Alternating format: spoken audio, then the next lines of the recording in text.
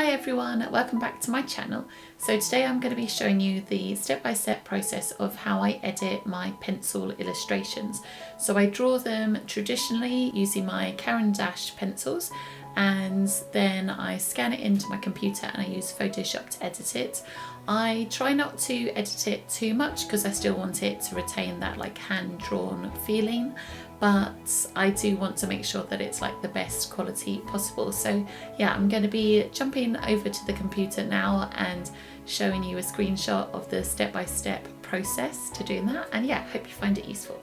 So I've already scanned this in, but to do this on Photoshop you go to File, Import, WIA Support, then click Start, select your scanner, and then I'm adjusting the quality to 600 dpi. Then you'd obviously just press scan, but I'm going to cancel this because I've got it already. Then go to the levels, so you go to Image, Adjustments, and then click on Levels. I then click on the white eyedropper and click it on the screen where I want it to be white, and then I drag the shadows and the midtones down as well and make them darker, and I find it just makes everything a bit more contrasted. Then I create a new layer and I'm just going to use the bucket tool to put a random colour on so that when I cut out the white background I can see which bits I've cut and which bits I haven't cut.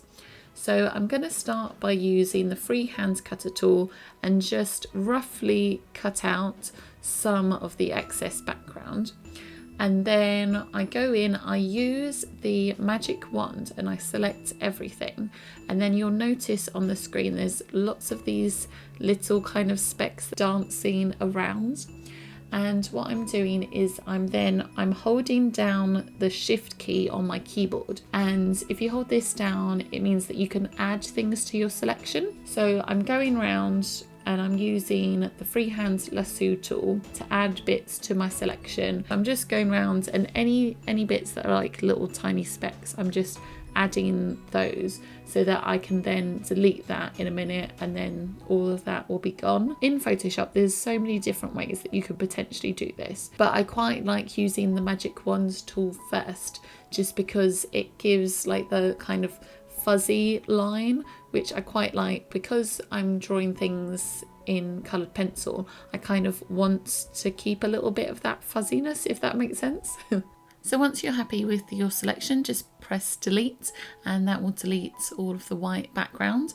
You can see I've missed a little section there just in between the flowers. So I'm using the same technique, using the magic wands and the lasso tool to just make my selections, and then deleting all of that white background.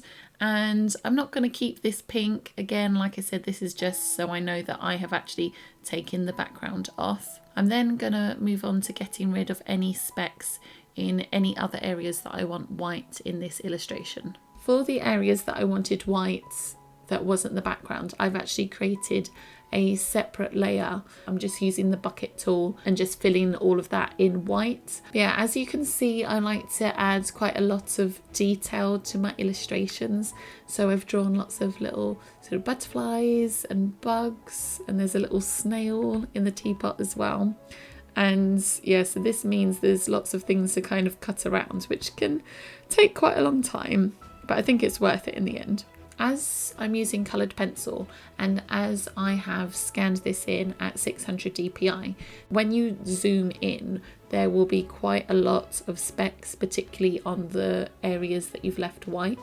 So I usually zoom in to either about 100% or sometimes even 200%. Then I'm just going around my whole illustration, focusing on all the areas that I want white. I've even done these little bits of the lemon. Sometimes I will use the magnetic lasso tool. Yeah, it's most useful if the shape that you're drawing around has got like a clear defined edge and there's quite a lot of contrast. Okay, so now I have gone around, I've cut everything out, I've made everything that I want white, nice and white. Then I'm going to use the clone stamp tool, and you press down Alt to select the part that you want to clone. And I've got the brush size fairly small because again I'm just zooming in to 200%, going through and finding any tiny little specks. And yeah, I just kind of do this methodically, going from one section to the next section. I also use the clone tool for an area on the plate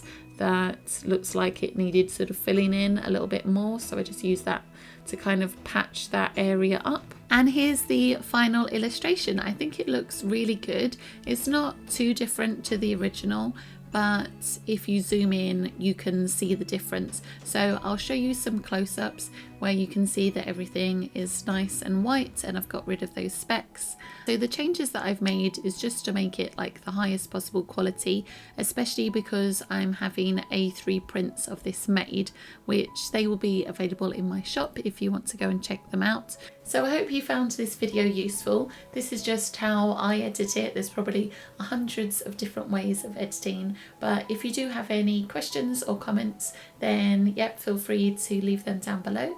I will also leave my Etsy shop in the description if you want to go and check that out.